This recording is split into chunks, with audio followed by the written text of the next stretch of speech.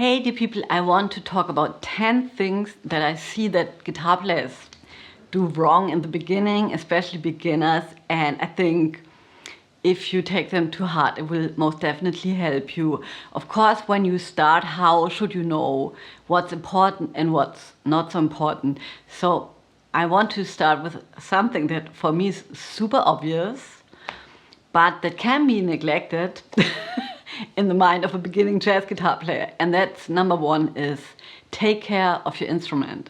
So whatever kind of guitar you have, try to get a good tuner. I have this tuner forever, and I know I already hear you screaming. I'm always tuning my guitar on the smartphone. Go ahead. Maybe this video is not for you, because there is a difference between tuning your guitar on the smartphone and on the thing here. This one also has, you can put your cable inside, so all the frequencies go in here without the sound of the room. That's, for example, one difference between the smartphone, unless you have a smartphone with a jack input. But other than that, so there are no other noises that are going to be measured by this thing. That's already a big difference. And if you think it sounds the same, then that's possibly already the issue, because it doesn't. And making music and getting better at your instrument has a lot to do with what we hear. And I didn't want to do a rant actually, but I just see it with so many students. We're used to how it sounds, of course, because we're beginners, right? Or we, expect a certain thing without even being conscious about. But if we want to elevate it, we have to expect another sound. So if you have a tuner and a guitar that is set up by a luthier, not by yourself. I know there are tons of very talented people who learned it online, but I beg you, bring your guitar to a luthier and get a tuner. And then you'll have an instrument that's in tune, hopefully. And then you're going to want to hear it like this, because you always have a tuned guitar. And if a guitar is not well tuned, then you'll hear it. And it's good if you have like a high, in German it's hohe Ansprüche, so it's good if you really want to have that in place, because that will affect your whole practice session. Also, I have to say, sometimes very human, we all think like, yeah, I know, yes, my guitar is not really, it doesn't bother me, or of course I don't have the time or the money, completely get it. But then we sit down and practice, and it actually does bother us.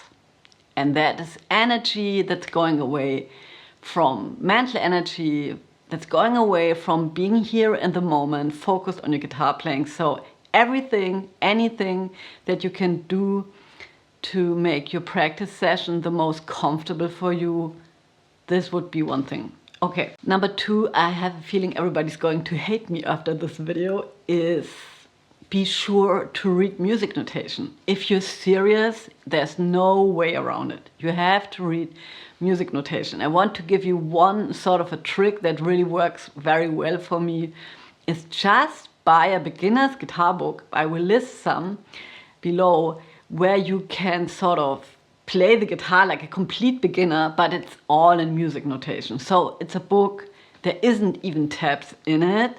And maybe if you're lucky, and I would advise you to find a book like this, there's a download where you can download the tracks that are being played in the book, so you can practice sight reading with the music. So then you hear if you don't read the right notes, because I know a lot of people also, they practice sight reading, but then they don't know if it's right what they're playing or not, because they don't have the feedback either of a teacher or of the guitar, how it's supposed to sound. So a beginner's guitar book, can be acoustic guitar, and just play along. Learn the G string and then maybe the A, right? Doesn't matter, it doesn't matter, it's all one system, and every note that you understand will help you explore the fretboard even more. Yeah, and then number three, in my opinion, there's no way around to learning harmony, right? So we all are looking for the shortcut, and there's many videos about jazz harmony, but I think to invest in a good book or maybe a good online course that really explains the basic, doesn't even have to be jazz harmony, like music theory. And that includes like knowing the intervals, knowing the triads, knowing 4-part harmony, and knowing the cycle of fifths, that there are different keys. And that you need to know that if you want to play jazz guitar and if you want to really have a foundation on which you can build. So I would highly suggest to start there. And then a very good book is the Frank Sikora book. You can get it in English or in German, and just maybe, I mean, you can try to work through it. It's really thick, but it's a very good book that you can come back to. So I have like a lot of jazz theory books, and when I have a question, I go through all of those books for this one thing that I want to understand. So I get a lot of different explanations for the same thing. And I want to add, if you can play the piano in any way, get a small, like, you know, keyboard or something, and learn the harmony on the keyboard. And then you can sort of visualize stuff differently, because, as you possibly know, the fretboard is really complex, right? And for me, if I think about C major, C, E, G, I actually see a triad in a music notation. And then I know the C is the root, the E is the third, and the G is the fifth. And then I know I need to find those 3 notes somehow on the fretboard to have a major triad. Start with simple voicings.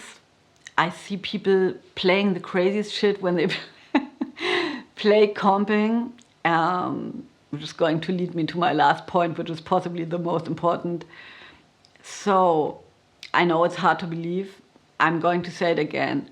You truly only need the root and the third and the seventh to have the entire character of a chord.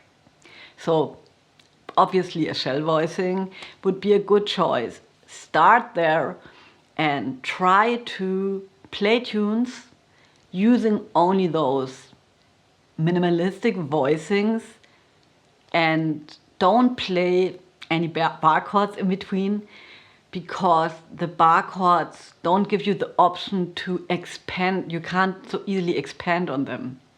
If you're playing shell voicings, you can sort of get extra notes on the B and the E string later on. But if you're a true beginner, just start with the shell voicings and a metronome and try to play it in time through any tune that you're practicing. Play quarter notes, you can strum them with a pick, you can plug them, whatever you want. But always remember, just has to work. That's all that matters in the beginning. Obviously, it's a good idea to listen to jazz a lot. I always say jazz, and people think I've been studying jazz. I'm a jazz guitar player. But anyways, so listen to jazz a lot, because, yeah, it's a culture, it's a thing that, it's sort of an energy in a room, right? So if you go to a concert and you play maybe, or you listen, it will do something to you. And if you're having trouble getting into jazz, sometimes what really works for me is to go to a concert, or even if you know, feel like a little burnt out, there is no new music that I like, I'm always listening to the same things, you know, take your calendar, go online and schedule some concerts into your book. Can be in the city where you live, or you might have to travel, but if you plan for it, possibly it's possible. And then when you go there, listen to the music, and if you like it, that's my advice. Get the CD, possibly people are still selling CDs, or when you listen to the music later on, you'll have a very different approach to it, because you soaked it in the live setting. And sometimes we have to maybe learn to be patient again, and sit in this concert room and let us, you know, sort of experience the music, and maybe stop thinking so much how you don't like it or like it, but just like how to feel how it feels and the energy that is there. And then listen back at home, and if you can, possibly listen with a good sound quality. So not MP3, but just something like AIFF, or maybe vinyl record. Have a routine with a vinyl record player. Then you can look at the artwork while listening to the music and drink a glass of wine. I mean, I don't know much what I like more than that. And then practice with a metronome. When you're a beginner, that would be also very, very important. You can, if you're having a hard time to play with the metronome, put it at 60, because 60 beats per minute is like the seconds in the, in the clock. So that's something that we know. And possibly don't use the metronome in your smartphone. Of course, that's fine, but it's just like to have the smartphone somewhere else. And then play on every second click. Like you play here, not. On the click, not. That would be like, technically speaking, there would be half notes, but if you do it like this, so that you don't start with playing on every click, you have a click in between, then you have sort of a click that helps you readjust your time to the metronome, because if you're playing with the click, on the click, then you don't hear it, and then you maybe lose it. And so the metronome is one of the first exercises that you can do to learn to listen. And I know that's really hard in the beginning, because we have so much to do with the guitar, need to find the right chord, and then we hopefully, if you play a single note, we have to pick the right string. And so it's a lot going on. But if you get to this level where you can already focus your attention on something outside of yourself, which is going to be your future, if you're going to be a serious jazz guitar player, because you want to listen to the other people in your band, right? So this is also not only about keeping time, but also about listening to something outside of yourself. And that brings me to my next point, is to understand that to practice technique is of the absolute essence if you're a beginner, because it has to be sort of automated. And that takes a time.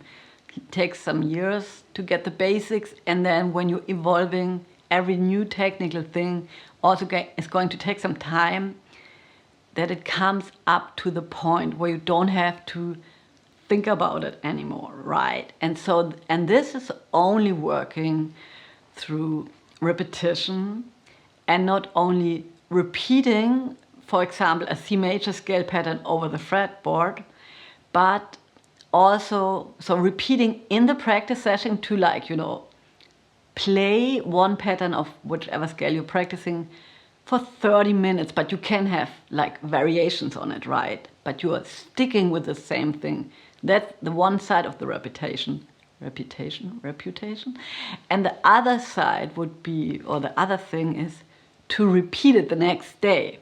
So what I see with so many people, and I completely get it, is because social media is really strong on our minds, and we always want to have the next new thing. But this is not going to work for having stuff automated, right? So also repeat the 30 minutes that you did the day before, the next day, and the next day, and maybe have like 3 months of major scale. I have like 30 years of major scale, for example. Major scale is very important.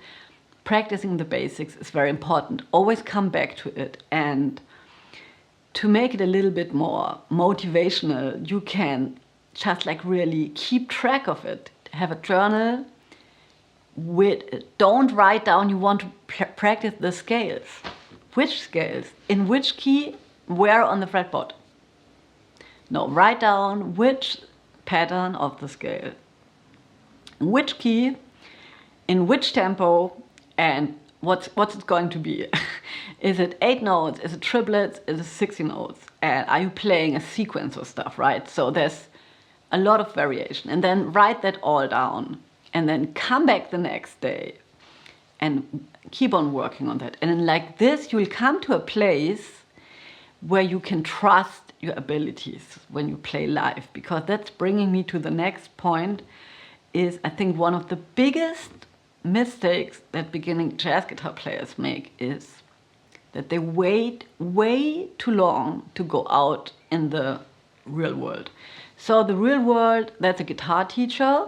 That can be scary. It's like, okay, I want to blah, blah, blah, know this and that before I take a lesson.